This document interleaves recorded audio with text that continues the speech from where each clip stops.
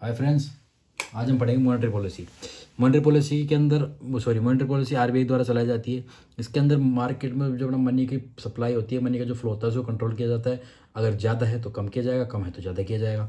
ये आरबीआई द्वारा चलाया जाता है। इसके अंदर इकोनॉमिक स्टेबिलिटी लाई जाती है, लिक्विडिटी का मैनेजमेंट किया जाता है और एम्प्लॉयमेंट प्रोवाइड की जाती है। 2016 से पहले इसको आरबीआई चलाता था, 2016 के बाद इसको मॉनेटरी पॉलिसी कमेटी बनाई, वो चलाती है। मॉनेटरी पॉलिसी कमेटी की ये उर्जित पटेल समिति पर 27 जून 2016 से उर्जित पटेल समिति की सिफारिश पर चलाया गया। इसमें इसका अध्यक्ष आरबीआई गवर्नर होता है और फर्स्ट प्रेसिडेंट जो इसका था वो उर्जित पटेल था। और प्रेजेंट में इसका जो प्रेसिडेंट में जो इसका प्रेसिडेंट है वो ऑब्वियसली आरबीआई गवर्नर ही होगा, संजय मल्होत्रा, जो प्रेजेंट टाइम में आरबीआई गवर्नर है। इसमें 6 मेंबर होते हैं, 3 आरबीआई के होते हैं, 3 जो गवर्नमेंट ऑफ इंडिया के होते हैं।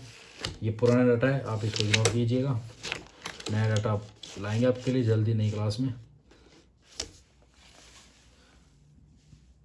मॉनेटरी पॉलिसी एवरी 2 महीने में, मतलब हर 2 महीने में मॉनेटरी पॉलिसी निकाली जाती है। टारगेट आरबीआई गवर्नर के द्वारा निकाली जाती है ये। और इसका टारगेटेड मॉनेटरी पॉलिसी होती है 4+-2, मतलब 2 से 6 के बीच में होनी चाहिए। अगर 3 महीने 3 मंथ का मतलब 9 मंथ से ज़्यादा अगर टारगेटेड मॉनेटरी पॉलिसी से बाहर चले, मतलब 2 से 6 से या 2 से कम चले या 6 से ज़्यादा 3 महीने तक लगातार चलेगा, तो आरबीआई का गवर्नर गवर्नमेंट को स्पष्टीकरण देगा, भाई इतने दिन से ये इससे बाहर क्यों चल रही है, रीज़न क्या है उसका। मॉनेटरी पॉलिसी दो तरीके से चलाई जाती है, एक्सपेंशनरी, एक कॉन्ट्रैक्शन वाली। तो एक्सपेंशनरी में इसको एक्सपेंड किया जाता है, मतलब मनी फ्लो बढ़ाया जाता है, और कॉन्ट्रैक्ट वाले मनी फ्लो घटाया जाता है। जब मनी फ्लो बढ़ाया जाएगा तो मनी फ्लो बढ़ाने के लिए क्या किया जाएगा, लोन प्रोवाइड करने पड़ेंगे। लोन प्रोवाइड करने के लिए इंटरेस्ट रेट कम करने पड़ेंगे। जब इंटरेस्ट रेट कम होगा तभी तो पब्लिक लोन ज़्यादा लेगी। तो इंटरेस्ट रेट कम करेंगे तो मनी सस्ते में आपको लोन मिलेगा। तो जब सस्ते में लोन मिलेगा तो वो होती है चीप मनी। तो इसके लिए चीप मनी पॉलिसी चलाई जाएगी। और जब चीप मनी पॉलिसी चलेगी तो फिर डिफ्लेशन की कंडीशन आएगी। कॉन्ट्रास्ट वाले में आएगी मनी फ्लो कम किया जाएगा। जब मनी फ्लो कम होगा तो इंटरेस्ट कम करने के लिए इंटरेस्ट रेट बढ़ाया जाएगा। इंटरेस्ट रेट बढ़ेगा तो दुनिया लोन नहीं लेगी तो मनी फ्लो ऑटोमेटिक मार्केट में कर जाएगा। तो इसके लिए डियर मनी पॉलिसी चलाई जाती है। उस डियर मनी पॉलिसी चलाने कंडीशन में इन्फ्लेशन कंडीशन आती है। अब हम पढ़ेंगे elements of monetary policy. Monetary policy के क्या एलिमेंट्स होते हैं, तो इसके 2 एलिमेंट्स होते हैं, क्वालिटेटिव इंस्ट्रूमेंट्स और क्वांटिटेटिव इंस्ट्रूमेंट्स। क्वालिटेटिव में आते हैं CRR, SLR, repo rate, reverse repo rate, bank rate, SDF, MSF, OMO. SDF होता है स्टैंडिंग डिपॉजिट फाइनेंस, सॉरी याद नहीं आ रहा मुझे।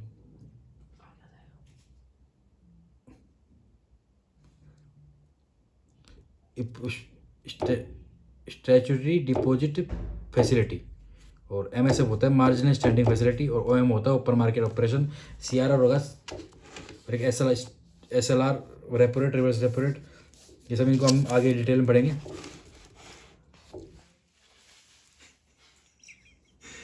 मार्जिनल रिक्वायरमेंट, क्वांटिटेटिव होता है मार्जिनल रिक्वायरमेंट। फिर आता है क्रेडिट क्रेशनिंग, नैतिक दबाव होता है मोरल सिचुएशन। इसके अंदर नैतिक दबाव दिया जाता है, हम पढ़ेंगे कैसे दिया जाता है। प्रत्यक्ष कार्रवाई मतलब लीगल एक्शन। और उपभोक्ता सख्त नियंत्रण, मतलब इसका इंग्लिश में, हिंदी में नहीं पता, इंग्लिश में आपको आगे बता दूँगा, आएगा तो।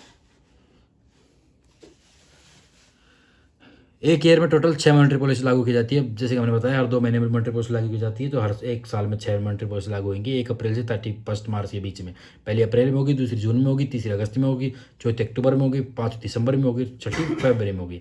ऐसे करके टोटल 6 मॉनेटरी पॉलिसी 1 साल में लागू की जाती है। ये प्रेजेंट के रेट्स चल रहे हैं, जो मॉनेटरी पॉलिसी रेट है हर 2 महीने में चेंज होते हैं।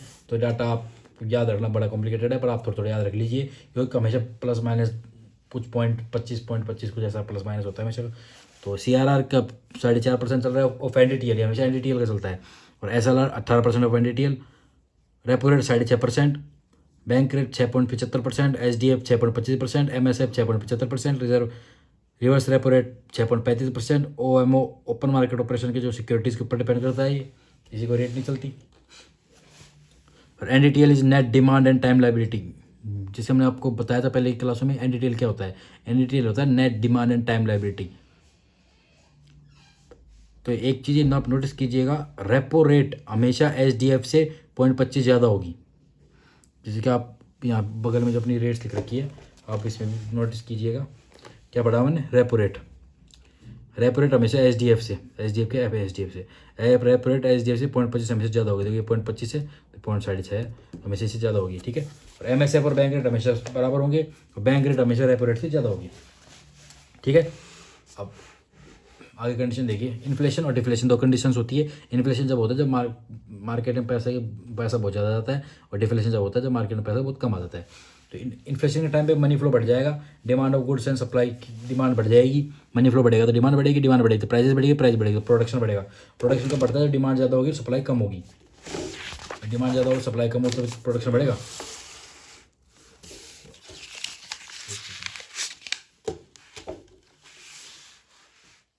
डिफ्लेशन के अंदर जो मनी फ्लो होता है वो कम हो जाता है। मनी फ्लो कम होगा तो डिमांड कम होगी, तो पब्लिक के पास पैसे नहीं तो डिमांड कहाँ से करेगी, तो डिमांड कम होगी तो प्राइस कम होगी, प्राइस कम होगी तो प्रोडक्शन बढ़ेगा। क्योंकि जब प्राइस कम होगी प्रोडक्शन बढ़ेगा। प्रोडक्शन क्यों बढ़ेगा? जब प्राइस कम होगी तो सप्लाई ज़्यादा हो जाएगी, डिमांड कम हो जाएगी सप्लाई ज़्यादा हो जाएगी। जब सप्लाई ज़्यादा होगी तो प्रोडक्शन बढ़ जाएगा। भाई सप्लाई बढ़ेगी तो प्रोडक्शन बढ़ेगा। तो पब्लिक को सप्लाई ज़्यादा कर रही है तो काम चल चाहिए तो प्रोडक्शन बढ़ाना पड़ेगा सप्लाई ज़्यादा करने के लिए। अब हम पढ़ते हैं क्वांटिटेटिव इंस्ट्रूमेंट जो हमने पढ़े थे। CRR होता है cash reserve ratio. Commercial banks have to reserve a fix rate of NDTL of to RBI। जैसे कि हमने पहले बैंक वाले चैप्टर में पढ़ा था, कमर्शियल बैंक्स को बैंक बताता है कि आपको इतना परसेंट फिक्स NDTL का इतना परसेंट RBI के पास रखना पड़ता है। तो commercial bank 4.5% of NDTL RBI के पास रखेगा। इसको बोलते हैं CRR, कैश रिजर्व रेशो। ये हमेशा बैंक RBI के पास रखेगा, ये in the form of cash only, ये कैश के फॉर्म में रखेगा। CRR रेट पास्ट में 3 से 15 और प्रेजेंट में नो लिमिट। पहले तो 3 से 15 के बीच में रहने की बात थी, अब कोई लिमिट नहीं है इसकी, अब कितनी बढ़ सकती है गवर्नमेंट इसकी इच्छा अनुसार।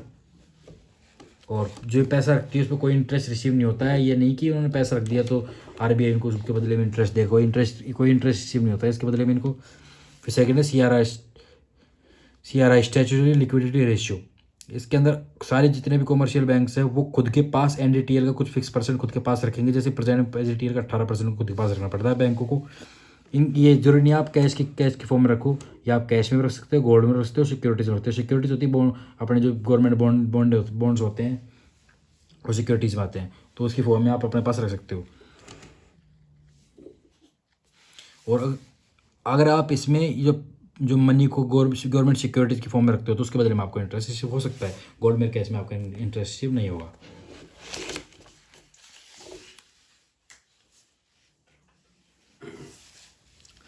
अब बात यह है कि इन्फ्लेशन में कम कैसे होगा, ज़्यादा कैसे होगा, कंट्रोल कैसे होगा। तो आप सोचिए भाई, अगर इन्फ्लेशन आ गई मार्केट में पैसा ज़्यादा है तो CRR को बढ़ा दिया जाए, मतलब CRR बढ़ा दिया जाए, मतलब RBI जो बैंकों से कुछ फिक्स परसेंट NDTL अपने पास रखती है उसको बढ़ा देगी। मतलब जहाँ एक बैंक को पहले 5 करोड़ रुपये रखने पड़ रहे थे वो कुछ 6 करोड़ रखने पड़ेंगे, मतलब 1 करोड़ एक्स्ट्रा रखना पड़ेगा। और जब 1 करोड़ एक्स्ट्रा वो बैंक के पास रखेगा, तो वो 1 करोड़ अब पब्लिक में नहीं जाएगा। तो जब 1 करोड़ पब्लिक में नहीं जाएगा तो 1 करोड़ की मनी बैंक सप्लाई कम हो जाएगी। तो ऐसे करके 1 करोड़ का मार्केट में पैसा 1 करोड़ कम हो गया। तो ऐसे करके इन्फ्लेशन में CRR बढ़ाएंगे और SLR बढ़ाएंगे। SLR क्या होता था? एक फिक्स परसेंट बैंक खुद अपने पास रखना पड़ता था। जैसे कि बैंक पहले 18 करोड़ अपने 18%, मतलब आप एग्जाम के लिए लीजिए 20 करोड़। जैसे बैंक पहले 20 करोड़ अपने पास रख रही थी, अब उसको RBI बढ़ा के 25 करोड़ कर देगी, तो 5 करोड़ एक्स्ट्रा रखेगी ना अपने पास। और जो 5 करोड़ एक्स्ट्रा रखेगी उसको मार्केट में सप्लाई नहीं कर सकती, तो मार्केट में सप्लाई कम हो गई।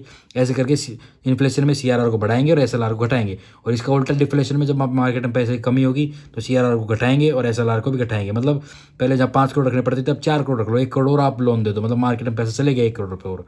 तो ऐसे इसको घटाने पे ऐसे इनको बढ़ा और घटा के मार्केट में पैसा कंट्रोल करती है RBI। फिर नेक्स्ट आता है बैंक रेट। बैंक रेट आप सब जानते हो, जो आप बैंक में लोन लेने जाते हो आपको रेट बैंक लोन देता है, उसको बैंक रेट बोलते हैं। Interest rate on which RBI provides long term loan to commercial bank. Sorry मैंने उल्टा बोल दिया। इंटरेस्ट रेट RBI जो कमर्शियल बैंक्स को देती है, भाई कमर्शियल बैंक्स को जो RBI लोन लेती है कमर्शियल बैंक से, तो कमर्शियल बैंक जो RBI लोन देती है वो जिस इंटरेस्ट रेट पे देती है उसको बोलते हैं बैंक रेट। इस पर कोई सिक्योरिटीज नहीं रखनी पड़ती। RBI बैंक को उधार देगी, बैंक कोई सिक्योरिटीज नहीं रखेगी RBI के पास। आप इस डायग्राम की मदद से समझ सकते हैं। आरबीआई ने पैसा रखा उधार बैंक के पास और बैंक ने कोई भी सिक्योरिटी नहीं दी आरबीआई को। ये लॉन्ग टर्म हो सकता है, more than 90 days, interest rate equal to bank rate. Bank rate के बाद बैंक रेट प्रेजेंट चल रही है 7.5 6.75%। तो इस रेट पे इस रेट का ब्याज ये बैंक आरबीआई को देगा पैसा लेने का। सेकंड है liquidity adjustment facility, LAF। RBI give borrowing to commercial banks to increase money flow. जब आरबीआई को काम पड़ता है मनी फ्लो बढ़ाने का, मार्केट में फ्लो बढ़ाने का, तो आरबीआई कमर्शियल बैंक्स को पैसा देगा। भाई आरबीआई गिव उधार पैसा देगा मार्केट में मनी फ्लो बढ़ाने के लिए।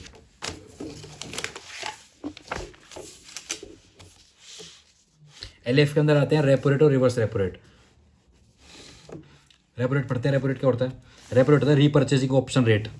रीपर्चेसिंग option rate, interest rate on which RBI give short term loan to commercial banks is repo rate.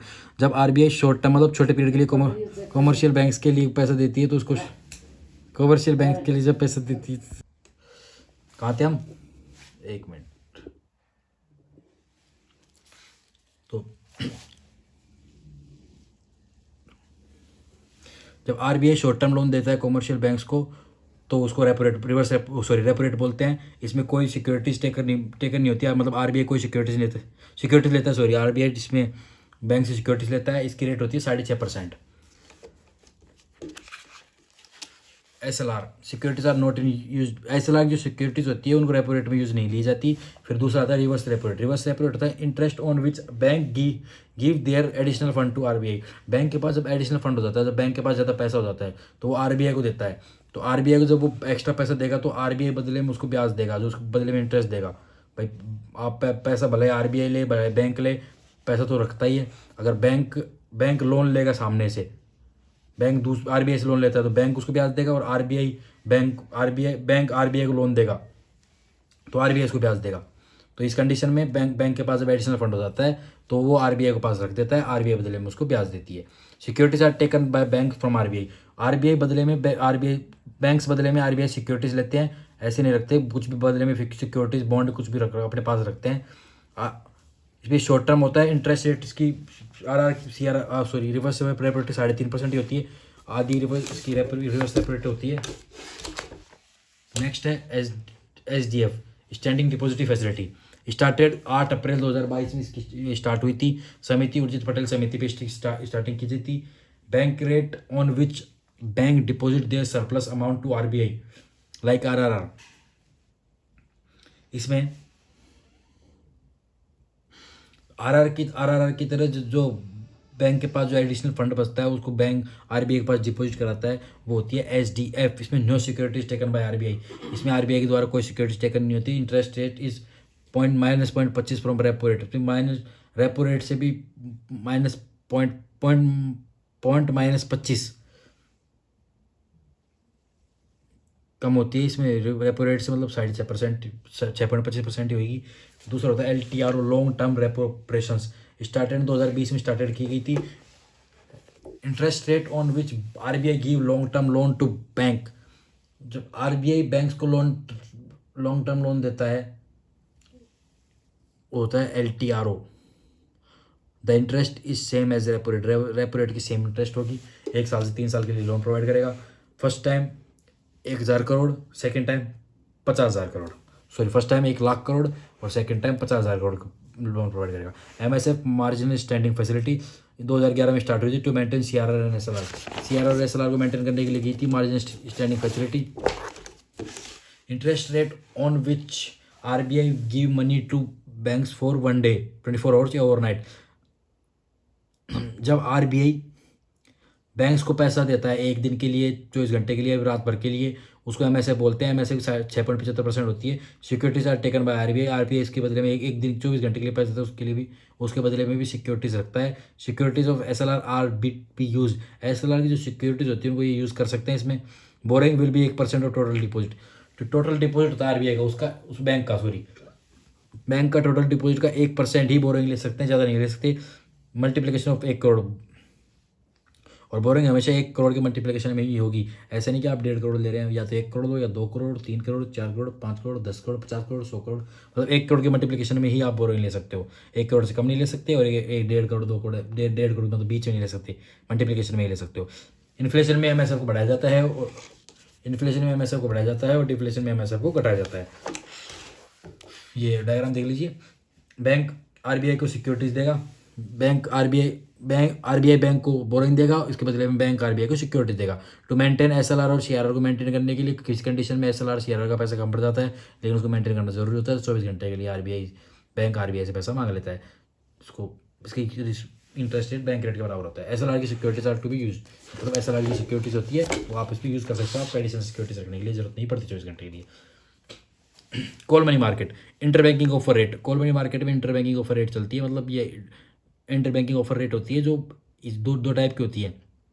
एक तो लाइबोर, एक माइबोर। लाइबोर होती है London inter banking offer rate, और माइबोर होती है Mumbai inter banking offer rate. अपने यहाँ माइबोर चलती है। बैंक्स द्वारा आपसी लेन देन करने के लिए ये रेट चलाई जाती है। एक बैंक को दूसरे बैंक से पैसा लेना है कुछ देर के लिए, तो उनकी ये रेट्स होती है अपनी वाली। अपनी ये जो repo rate, reverse repo rate rate नहीं चलती, इसमें ये रेट चलती है। इंटर बैंक बोरोइंग, इसमें शॉर्ट टर्म में कॉल मनी होता है लोग, और कॉल नोटिस 2 से 14 दिन के लिए बोरिंग लेते हैं तो कॉल नोटिस होगा, और कॉल मनी होगा तो शॉर्ट टर्म होगा, 1 दिन के लिए ओनली। तो 1 दिन के लिए आप बोरिंग लेके तो कॉल मनी करोगे, और 2 से 14 दिन के लिए बोरिंग लोगे तो कॉल नोटिस करोगे। इससे ज़्यादा बोरिंग चाहिए आपको तो फिर आप लोन ले रहे हो तो आप आरबीआई से लो, उसका आप बैंक को आपके हेल्प नहीं कर सकता, दूसरा बैंक आपको इसमें नहीं दे सकता पैसा।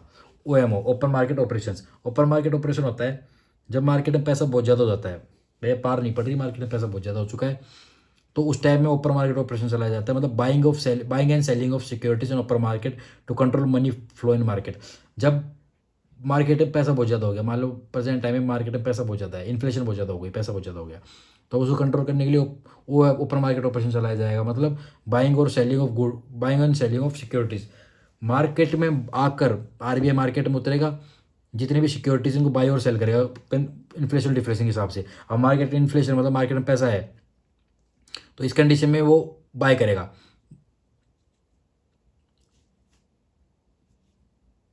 सेल करेगा। इस कंडीशन में वो सेल करेगा।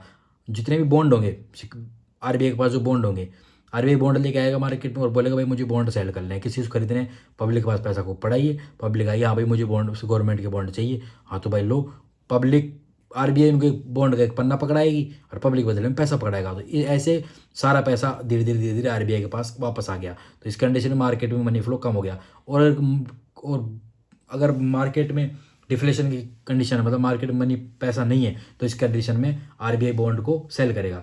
आरबीआई बोलेगा भाई मुझे बॉन्ड सेल है, किसी चाहिए, बॉन्ड को परचेज करेगा। आरबीआई बोलेगा मुझे बॉन्ड परचेज करने हैं, किसको बेचने हैं, तो पब्लिक आएगी भाई हमारे पास पैसा नहीं है, हमको पैसा चाहिए, हमारे पास बॉन्ड है तो लाओ बॉन्ड मुझे दे दो, तो आरबीआई बॉन्ड ले लेगी, बदले में उनको पैसा दे देगी। ऐसे करके पब्लिक के वापस पैसा पहुंच गया। तो ऐसे करके आरबीआई ओपन मार्केट ऑपरेशन चला के मनी फ्लो को कंट्रोल करती है मार्केट में। When money flow is high, जब मार्केट मनी फ्लो हाई होगा तो आरबीआई सिक्योरिटी सेल करेगी, और जब मनी फ्लो कम होगा तो सिक्योरिटीज को बाय करेगी डिफ्लेशन की कंडीशन। क्वालिटेटिव इंस्ट्रूमेंट्स अब देख लेते हैं हम। मार्जिन रिक्वायरमेंट होती है RBI decided fix margin to kept in banks before giving loans. RBI पहले ही लोन देने से पहले ही बैंक को बोल देती है कि आपको इतना % अपने पास रखना पड़ेगा, आप इसको लोन नहीं दे सकते, तो वो होती है मार्जिन रिक्वायरमेंट। लोन के लिए बैंक में गिरवी रखी जाने वाली सिक्योरिटीज़ के सापेक्ष में कितना लोन दिया जा सकता है। एग्जाम्पल, सिक्योरिटीज 1 लाख की है तो मार्जिन 10% का रखना पड़ेगा। अगर बैंक ने बोल दिया कि आप 10% का आप मार्जिन रखो, आरबीआई ने बोल दिया, तो गवर्नमेंट 90,000 का ही लोन प्रोवाइड कर सकता है, 10% अपने पास रखेगा। तो ये होती है मार्जिन रिक्वायरमेंट। इन्फ्लेशन में इसको इंक्रीज कर दिया जाएगा, डिफ्लेशन में इसको डिक्रीज कर दिया जाएगा। Consumer credit rationing, consumer credit control, increase और decrease in down payment. Inflation में डाउन पेमेंट को इंक्रीज कर दिया जाएगा। अगर आप कोई भी चीज़ आपको लेने जाओगे, आप गाड़ी लेने जाओगे, तो आज आप 50,000 रुपये देके 10 लाख की गाड़ी उठा के लाते हो। अगर गवर्नमेंट चाहेगी कि नहीं आपको लोन नहीं मिले, तो गवर्नमेंट बोलेगी कि आप डाउन पेमेंट ज़्यादा दीजिए, आप जहाँ 50,000 का डाउन पेमेंट, आप 2 लाख का डाउन पेमेंट दो। पब्लिक के पास इतना पैसा नहीं होता, 2 लाख का डाउन पेमेंट के पास नहीं होता, तो गाड़ी नहीं लेगी। तो इस कंडीशन में जब गवर्नमेंट नहीं चाहती कि गाड़ी लो, तो डाउन पेमेंट बढ़ा देगी। तो इन्फ्लेशन में डाउन पेमेंट बढ़ेगा और डिफ्लेशन में डाउन पेमेंट घटेगा। आप डाउन पेमेंट कैसे समझ सकते हो कि जब इन्फ्लेशन होगा तो गवर्नमेंट नहीं चाहेगी आपके पास पैसा आए, तो जो डॉक्यूमेंटेशन वर्क होता है या फिर जो भी जितने वर्क होता है आपको लोन प्रोवाइड करने का, उसको हार्ड कर देगी, उसकी कंडीशंस हार्ड कर देगी, जो आप जल्दी से आप लोन ना मिल पाए आपको। और जब डिफ्लेशन होगा, जब मार्केट में गवर्नमेंट को पैसा पहुंचाना होगा, तो वो जितने भी उसकी कंडीशंस होती हैं उनको ईजी कर देगी, या फिर ऐसा कुछ कर देगी जो आपके पास जल्दी से आपको ईजिली पैसा प्रोवाइड हो जाए। सेकेंड है, थर्ड है क्रेडिट राशनिंग। क्रेडिट राशनिंग होती है distribution of credit in different sectors, agriculture, education etcetera. Inflation में कंज्यूमर को लोन कम दिया जाता है और इन्वेस्टर्स को ज़्यादा दिया जाता है, क्योंकि मार्केट में पैसा कम है तो कंज्यूमर को पैसा नहीं दिया जाता, इन्वेस्टर्स को दिया जाता है कि वो इन्वेस्ट करे, पैसों को खत्म करे। पैसा ज़्यादा है मार्केट में तो इन्वेस्ट करो उसको, तो इसलिए कंज्यूमर को लोन कम दिया जाता है, इन्वेस्टर को ज़्यादा दिया जाता है। डिफ्लेशन के टाइम भी इन्वेस्टर्स को पैसा कम देते, भाई तुम पैसा कम रखो, तुम्हारे पास पैसा ज़्यादा है, तुम पैसा इन्वेस्ट करते हो, तुम पैसा कम रखो, और कंज्यूमर को ज़्यादा देते हैं, भाई तुम्हारे पास पैसा कम है, तुम कंज्यूम करो इसको। तो मार्केट डिफ्लेशन टाइम पे कंज्यूमर को दिया जाता है, इन्वेस्टर्स को कम दिया जाता है।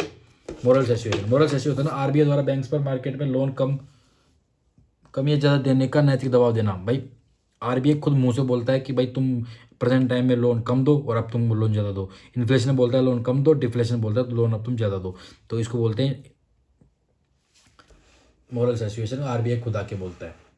लीगल एक्शन, जब सारे बैंक्स नहीं मानते, आरबीआई ने ऊपर मार्केट ऑपरेशन भी कर दिए, क्रेडिट राशनिंग भी कर दी, CRR, SLR, repo rate, reverse repo rate सबको ऊपर नीचे कर लिया। अभी पार नहीं पड़ रही, अभी मार्केट में बैंक्स लोन प्रोवाइड करे जा रहे हैं। बैंक ने आके लास्ट में बैंक आके बोलेगा मोरल सिचुएशन में, भाई अब रुक जाओ, अब नहीं पड़ रही पार, अब तुम लोन नहीं दोगे। उसके बाद भी अगर लोन बैंक्स नहीं रुकते, लोन दे रहे हैं, तो उसमें बैंक लीगल एक्शन देता है। When bank did not listen as follows RBI instructions, the RBI take a direct और लीगल एक्शन अगेंस्ट बैंक्स।